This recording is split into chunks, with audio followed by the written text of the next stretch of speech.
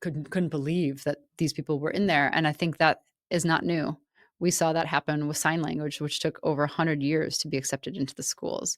People with you know, hearing disabilities or deaf or near deafness were told for a long time, "You have to learn to read lips.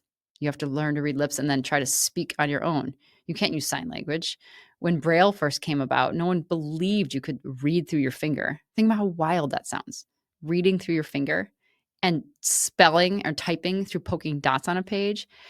And I went back and read the Louis Braille's story when I first started working on this because a few parents said, "Kai, this is not new. Go look back at all these forms of communication and what they went through." And it was remarkable because when they were trying to these, blind children were trying to prove at this school for the blind that they could use Braille, which was banned, which was burned, which was taken out of the schools. Like, how dare they do this? And when they were trying to prove that they could do it, a lot of the people in the room and journalists and stuff were like, "They're cheating. They're obviously cheating. Someone planted the word and they're da da da da, but it's obviously not real." And they had to go through test upon test to prove that Braille was really, they were communicating. So if you look at the scope of human history, no one thought blind people were in there. Not many people did and didn't think there's no way they could communicate. It's the same happened to the deaf, and the same thing are happening to the non-speakers. Um, and history will bend in the right way. Once again, it always does. Mhm. Yeah. Yeah.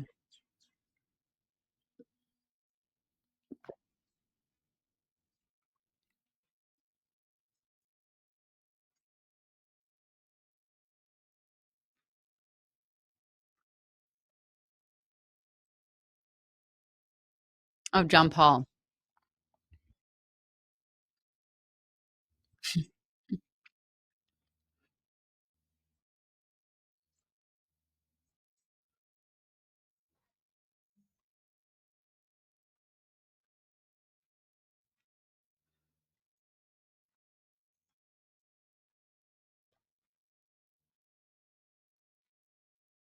Yeah.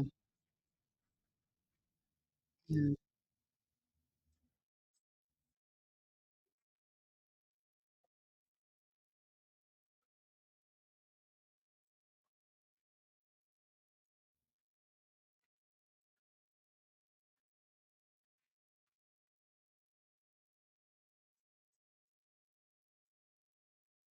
Yeah. Yeah. And that comes out in the movie as well. Oh, sorry, that comes out majorly in a film because there was another. I don't wanna give it away what happens, but there was another occurrence of that we just could not anticipate happening. Like, no one could anticipate John Paul would die. That was the most tragic thing ever, and the fact that non-speakers were saying to his mother, "I knew that was gonna happen. He came and said goodbye. This is what he's saying from right now. This is the message. This is what he looks like when I see him right now." And it was being corroborated between people who didn't know each other. I mean, it's yeah.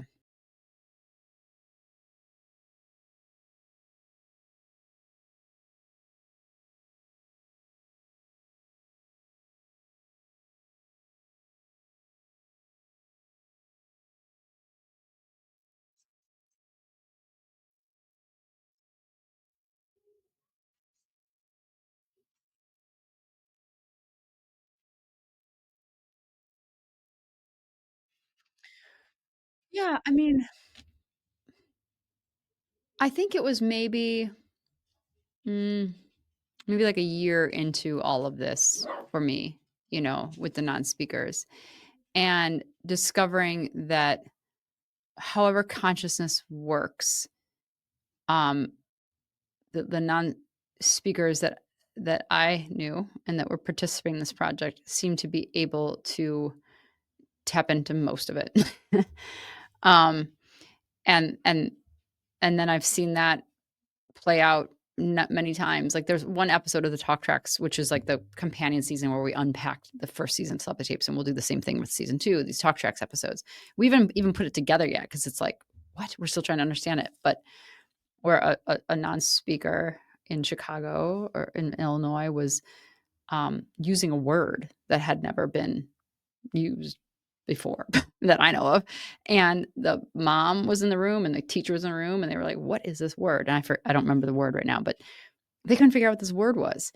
And they Googled it and looked it up and they couldn't find it. And then I think they went to ChatGPT and I was like, "Is this a word?" And ChatGPT was like, "This is a word that, has stopped being used in like the 1200s, but the word means this."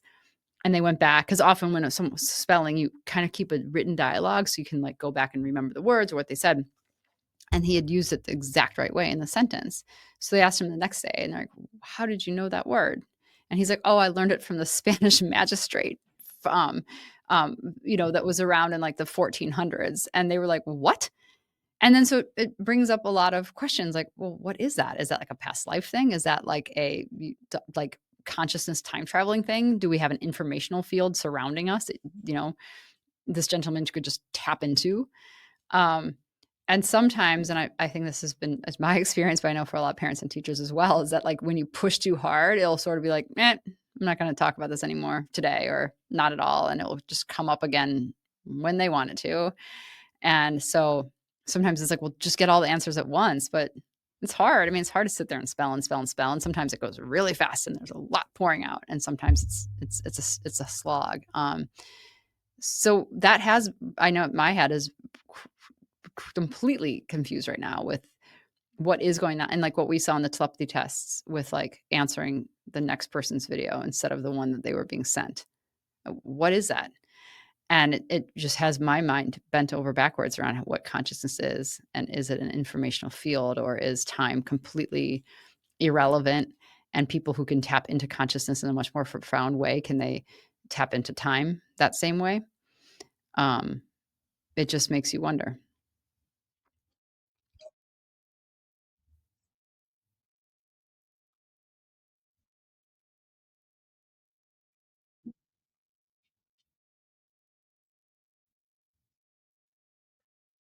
Yeah. Yeah. Mhm.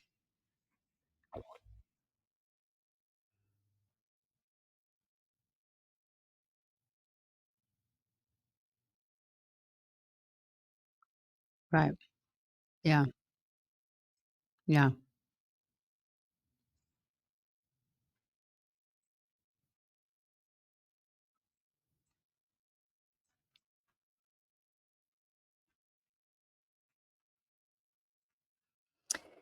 Yeah. So pretty quickly into this exploration, right? I mean, one of the first baseline things was okay, the non-speakers individuals that we were meeting seemed to be able to read their parents' minds pretty effortlessly. And if you tested it, they could write down what their parents were thinking, like, a number or word or whatever you just showed them. And so that was fascinating. But then pretty quickly thereafter, some parents started saying, it's not just us, they can telepathically communicate with each other. They don't have to be in the same room. And I thought, "What?" And then, that seems hard to believe, right? But then more and more parents started communicating that, yeah, this is true, or my child does this, or they talk about it, and they'll tell me sometimes who's there, or who they've met, or what they are learning on the hill, or how they're helping support one another. And then at first I was like, okay, this is just an Atlanta thing because I heard about it from so many Atlanta people. And I thought maybe like the five kids down there have figured out some sort of like beautiful hive mind type thing. Like we've seen it in nature. So maybe that's possible. But then where I think I almost fell off of my chair was when talking to there was like a minister from a mega church in Arizona, and he had figured out on his own that non-speakers are telepathically communicating. And one of the parents put us in touch, and they were like, "Oh, Joe, you should meet Kai." And I started talking to him, and the podcast wasn't out yet. I'd met him before the podcast came out, and he was like, "So," and he's like, "And there's even other things I'm discovering. Like, for instance, the other day, one guy was on the phone call with another guy in Minnesota, and we were helping them spell back and forth and, typing into the thing. And he spelled, 'I'll see you on the hill.' And the other one knew exactly what that is. And he's like, 'What do you think that meant?' They must have a place that they know of." And I was just like, oh my gosh. And, because I had never heard of it out of the context of Atlanta. And then there was like a teacher I met, and I think she was in Pennsylvania, and then she brought it up that her students are always talking about that. And then this other person who runs a spelling um, center in the Midwest brought up the hill. And then I was talking to this man in Israel and his son, who's a lot older, like he's maybe in his 50s or 60s. And he was like, oh, yeah, like, he's like, we actually have a hill over there. And then I started talking to some parents about that and being like, apparently there's more than one hill.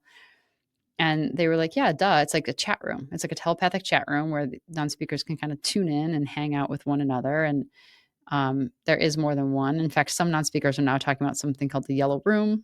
I don't know what that is.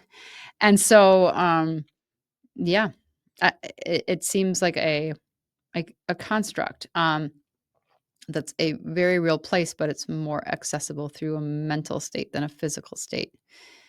And, one thing in episode 2 of season 2, one of the non-speakers kind of talks about, um, how what non-speakers look when when they are, when she's telepathically communicating with them or visually seeing them in this consciousness state versus a spirit. That's a fascinating comparison, I think. So, yeah, it's that's the hill, and it is what I have found a very significant place in the lives of non-speakers, because one thing that has come up, like, we have so many words now transcribed from non-speakers for the film. So much of it, like 90% of it won't even get in there. It's only an hour, 2 hours long in this movie, but one thing that comes up over and over, I noticed in their writings, was like, we go there to support each other, to encourage each other. There's so many people who are still locked inside, who still can't spell, who still can't communicate, who are devastated. We're constantly supporting them. We're sending them love. We're lifting them up. And that's when it felt like, okay, there's a huge community of support around those who are still really very much locked away. And like, one of the non-speakers in season 2 talks about that she's constantly kind of being, for lack of a better word, almost like harassed by another non-speaker who's not been learned to spell, and she wants help and she wants to be let out, and she can't get out because her parents won't teach her. They don't think they believe that she's in there. And so, the hill is a very loving space for people to really, support each other.